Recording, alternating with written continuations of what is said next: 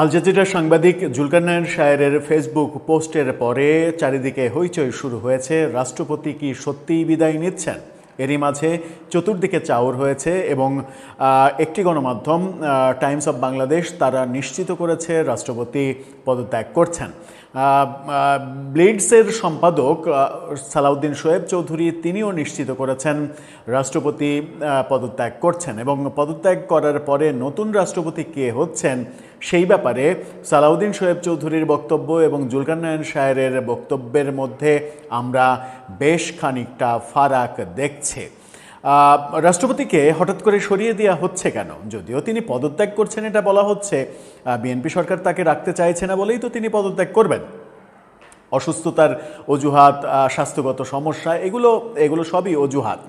বাস্তবতা হচ্ছে বিএনপি রাখতে চাইলে তিনি থাকবেন এবং রাখতে না চাইলে তিনি থাকবেন না, এবং তিনি সেটা গণমাধ্যমকে এর আগে পরিষ্কার করেছিলেনও। বিএনপি হঠাৎ করে রাষ্ট্রপতিকে সরিয়ে দিতে চাইছে কেন?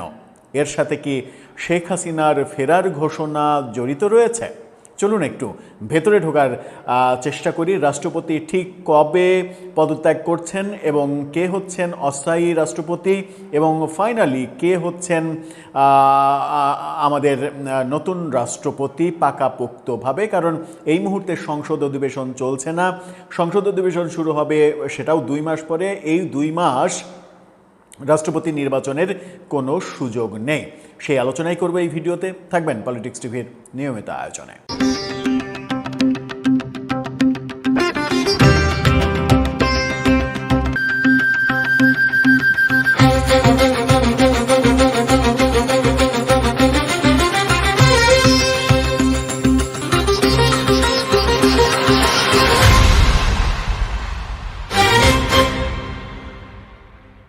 দর্শক, বলছিলাম মহামান্য রাষ্ট্রপতি শাহাবুদ্দিন চুপ্পু তিনি বিদায় নিচ্ছেন, এটা মোটামুটি এখন নিশ্চিত।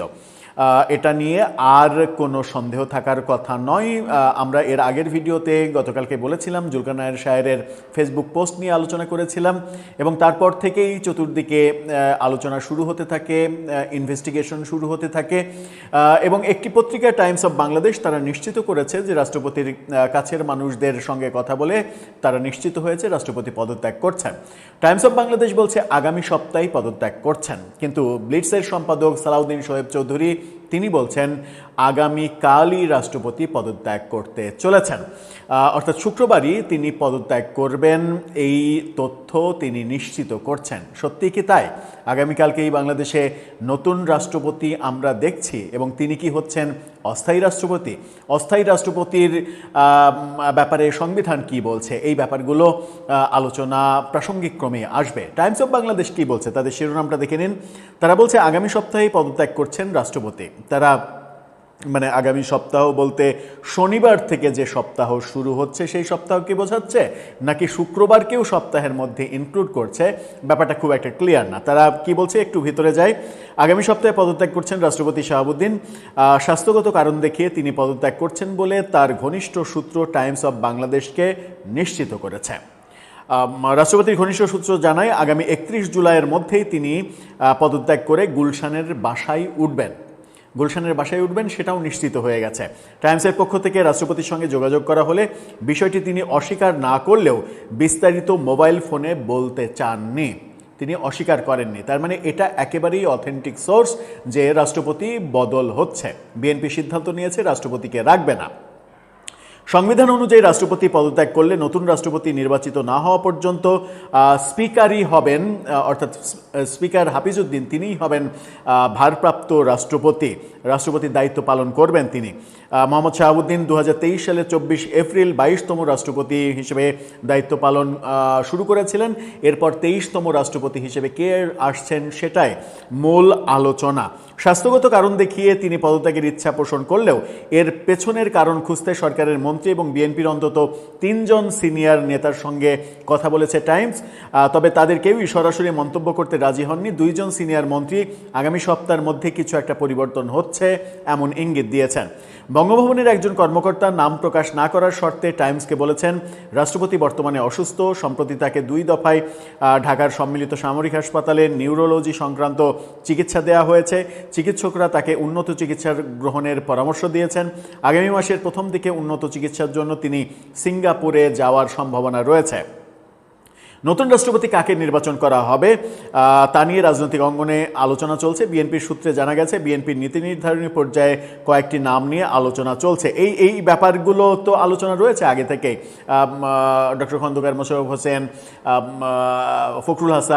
ফখরুল ইসলাম চৌধুরী, এই সাথে রয়েছেন ডক্টর আব্দুল মঈন খান, এই নামগুলো রয়েছে। কিন্তু মানে এখন যেটা আলোচনা হচ্ছে, বিএনপি মহাসচিব স্থানীয় সরকার মন্ত্রী মির্জা ফখরুল ইসলাম আলমগীর এবং মন্ত্রিপরিষদ সচিব নাসিমুল গনির নাম আলোচনায় রয়েছে। তবে বিএনপির কোনো দায়িত্বশীল নেতা এ ব্যাপারে আগাম তথ্য দেননি। এটাকে আমি ভুলক্রমে ফখরুল ইসলাম চৌধুরী বলেছি, আসলে ফখরুল ইসলাম আলমগীর হয়ে যাবে, এটা মিস্টেক, তার জন্য ক্ষমা চাচ্ছে। রাষ্ট্রপতির পদ শূন্য হলে যেটা হবে সেটা হচ্ছে স্পিকারই রাষ্ট্রপতি হওয়ার কথা, যতদিন পর্যন্ত না নির্বাচন হচ্ছে, রাষ্ট্রপতি নির্বাচন হচ্ছে। বিএনপি কোন পথে এগোচ্ছে? স্পিকার আপাতত দায়িত্ব নিয়ে তিনি কি একেবারে ফাইনালি রাষ্ট্রপতি হচ্ছেন? এর আগেও আমরা আওয়ামী লীগের আমলে দেখেছি আব্দুল হামিদ, তিনি স্পিকার থাকা অবস্থায় রাষ্ট্রপতির দায়িত্ব নিয়েছিলেন, তারপরে তাকেই কিন্তু রাষ্ট্রপতি করা হয়েছিল। বিএনপি একই পথে হাঁটবে? হাফিজউদ্দিনই কি পরবর্তী রাষ্ট্রপতি হচ্ছেন? কিন্তু মজার ব্যাপার হচ্ছে, ব্লিটসের সম্পাদক সালাউদ্দিন শোয়েব চৌধুরী রাষ্ট্রপতিকে নিয়ে গত রাতে 2টা খুব গুরুত্বপূর্ণ পোস্ট দিয়েছেন। তার অনুসন্ধানে তিনি যেটা পেয়েছেন সেটা খুবই গুরুত্বপূর্ণ বলে মনে হয়েছে। জানি না সত্য মিথ্যা। তার একটি পোস্ট আপনারা দেখে নিন। তিনি বলছেন যে শুক্রবার পদত্যাগ করবেন প্রেসিডেন্ট মোহাম্মদ শাহাবুদ্দিন চুপ্পু। মানে তিনি নিশ্চিত করছেন, কোনো মানে বিস্ময়সূচক চিহ্ন ব্যবহার করেননি। তিনি নিশ্চিত করছেন যে শুক্রবারে রাষ্ট্রপতি পদত্যাগ করবেন, অর্থাৎ আগামীকালকে পদত্যাগ করবেন। সেই ক্ষেত্রে আগামীকালকে যদি অস্থায়ী রাষ্ট্রপতি হিসেবে কাউকে নিয়োগ দেয়া হয়, সেখানে নাসিমুল গনির কথা আলোচনা হচ্ছে, যিনি এখন মন্ত্রিপরিষদ সচিব। তিনি যদি এই নিয়োগটা পান, তাহলে আজকের মধ্যে যে ঘটনাটা ঘটতে হবে সেটা হচ্ছে নাসিমুল গনিকে অবসরে পাঠাতে হবে, মানে অথবা তাকে পদত্যাগ করতে হবে। সরকারি চাকরি করা অবস্থায় কেউ রাষ্ট্রপতি হতে পারবেন না। যদি আজকের মধ্যে এই ঘটনা ঘটে, তাহলে বোঝা যাবে যে নাসিমুল গনিকেই বিএনপি চয়েস করেছে। সালাউদ্দিন শোয়েব চৌধুরী আরেকটা পোস্ট দিয়েছেন, যেখানে খুবই মারাত্মক একটা ইনফরমেশন দিয়েছেন। তার ওই পোস্টটা দেখে নিন। সেখানে তিনি বলছেন যে রাষ্ট্রপতির পদত্যাগ এবং পরবর্তী রাষ্ট্রপতির নাম নিয়ে নানা জল্পনা। সেখানে বলছেন যে শুক্রবার জুমার নামাজের পরপরই রাষ্ট্রপতি পদ থেকে পদত্যাগ করবেন শাহাবুদ্দিন চুপ্পু। আর ঠিক তখনই রাষ্ট্রপতির পদ শূন্য হলে সেখানে অস্থায়ী রাষ্ট্রপতি হিসেবে কাউকে দায়িত্ব দেয়া হবে। বাজারে একজন শীর্ষ আমলার নাম চাওর হয়েছে অস্থায়ী রাষ্ট্রপতি হিসেবে। এমনটা হলে আজকে বৃহস্পতিবার অফিস সময়ের মধ্যেই তাকে হয় পদত্যাগ করতে হবে, নয়তো তাকে অবসরে পাঠিয়ে দেয়া হবে। মানে কারণ সরকারি চাকরি অবস্থায় তিনি এই দায়িত্ব নিতে পারবেন না। এখানে উল্লেখ্য, সংসদের আগামী অধিবেশনে বিএনপি ও জামাত ইসলাম নিজেদের রাষ্ট্রপতি প্রার্থী ঘোষণা করবে, এনসিপিও ঘোষণা করতে পারে। সেক্ষেত্রে অভিন্ন নাম আসবে নাকি ভিন্ন ভিন্ন নাম আসবে সেটা একটা দেখার বিষয়। ভিন্ন ভিন্ন নাম আসলে বিএনপি যেটা চয়েস করবে সেটাই হবে। এখানে যে আলোচনাগুলো হচ্ছে না, সেই আলোচনা মানে সালাউদ্দিন শোয়েব চৌধুরী এই নামটা মানে এই আলোচনাটা করেননি। আমার কেন যেন মনে হচ্ছে যে আলোচনাটা একেবারেই হচ্ছে না, সবাইকে অবাক করে দিয়ে, যেমন বিএনপি সরকার গঠনের সময় আমরা পররাষ্ট্রমন্ত্রী হিসেবে ডক্টর খলিলের নাম দেখেছিলাম, একেবারে শেষ সময় শপথের 2-3 ঘন্টা আগে এই নামটা এসেছিল। ঠিক তেমনি রাষ্ট্রপতির এই জায়গায় সবাইকে অবাক করে দিয়ে কি ডক্টর ইউনূসের নাম চলে আসবে?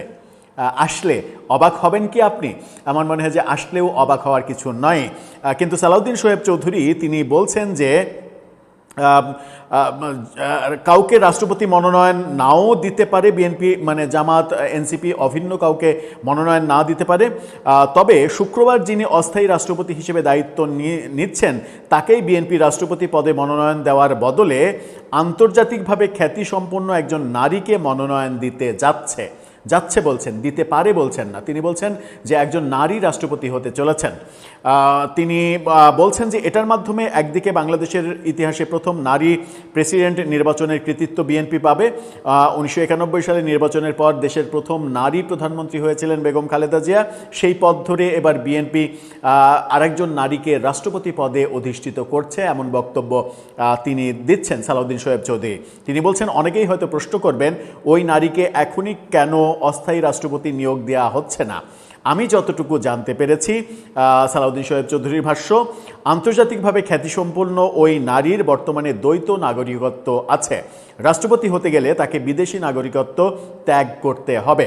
তার মানে শুক্রবার যিনি অস্থায়ী রাষ্ট্রপতি হিসেবে দায়িত্ব নিচ্ছেন তিনিই পরবর্তীতে বিএনপির মনোনীত নির্বাচিত প্রেসিডেন্ট হচ্ছেন না, এটা প্রায় নিশ্চিত। সালাউদ্দিন শোয়েব চৌধুরী বলছেন যে একজন নারী ফাইনালি রাষ্ট্রপতি হচ্ছেন। ওদিকে জুলকারনায়ের শায়ের বলছেন নাসিমুল গনির কথা। নাসিমুল গনির কথা টাইমস অফ বাংলাদেশও বলেছে। তিনি অস্থায়ী রাষ্ট্রপতি হচ্ছেন নাকি ফাইনালি তিনিই রাষ্ট্রপতি হচ্ছেন সেটা বোঝা যাবে আজকের মধ্যে। তিনি পদত্যাগ যদি করেন মন্ত্রিপরিষদ সচিব এই পদ থেকে, অথবা তাকে অবসরে পাঠিয়ে দিয়ে প্রজ্ঞাপন জারি করা হয়, তাহলেই বোঝা যাবে যে নাসিমুল গনি ফাইনাল। কিন্তু তিনি একেবারে ফাইনালি রাষ্ট্রপতি হবেন নাকি অস্থায়ী রাষ্ট্রপতি হবেন সেটা একটা বড় ব্যাপার। এখানে একটা বড় চমক থাকতে পারে। সালাউদ্দিন শোয়েব চৌধুরীর এই নারী ব্যাপারটা যদি থাকে তাহলে এটা একটা বিএনপির নতুন চমক হবে।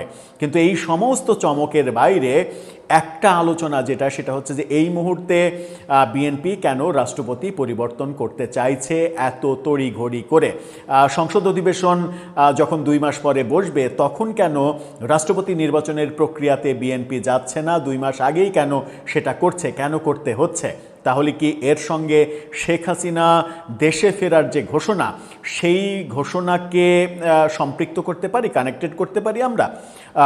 বিএনপি কি মনে করছে যে শেখ হাসিনা যখন ফিরতে চাইছেন দেশে তখন শাহাবুদ্দিন চুপ্পুকে রাষ্ট্রপতি হিসেবে রেখে দেয়া তাদের জন্য নিরাপদ নয়? এই ভাবনা কি তাদের মাথায় কাজ করছে? আমার কেন যেন মনে হচ্ছে যে সেই ভাবনাই তাদের মধ্যে কাজ করছে। এই কারণে তড়িঘড়ি করে রাষ্ট্রপতিকে সরিয়ে দেওয়ার এই পথে বিএনপি যাচ্ছে। কিন্তু নির্বাচনের পরে শাহাবুদ্দিন চুপ্পুর আচরণেতে মনে হয়নি যে তারা মানে বিএনপির শঙ্কিত হওয়ার কিছু আছে। শাহাবুদ্দিন চুপ্পু তো মানে বিএনপির কথা মতোই কাজ করে যাচ্ছেন এবং মোটামুটি বিএনপির মন রক্ষা করার সমস্ত চেষ্টাই করে যাচ্ছেন। তাহলে সমস্যাটা কোথায়? শেখ হাসিনার ফেরার ঘোষণাটা কি অতিমাত্রায় বিচলিত করে দিচ্ছে সরকারকে? অনেক প্রশ্ন, কিন্তু উত্তরটা আমাদের না জানা। তবে আজকের দিনটা অপেক্ষা রাষ্ট্রপতি কে হচ্ছেন এই ব্যাপারটা সম্পর্কে মোটামুটি একটা ধারণা আমাদের স্পষ্ট হওয়ার জন্য। দর্শক, আপনার কি মনে হয় যে আলোচনাগুলো সাংবাদিকরা করছেন সেগুলোই কি হতে চলেছে? আর পেছনের কারণটা কি শেখ হাসিনার ডিসেম্বরে ফিরতে চাওয়ার ঘোষণা? আপনার মতামত জানিয়ে লিখতে পারেন আমাদের কমেন্ট বক্সে।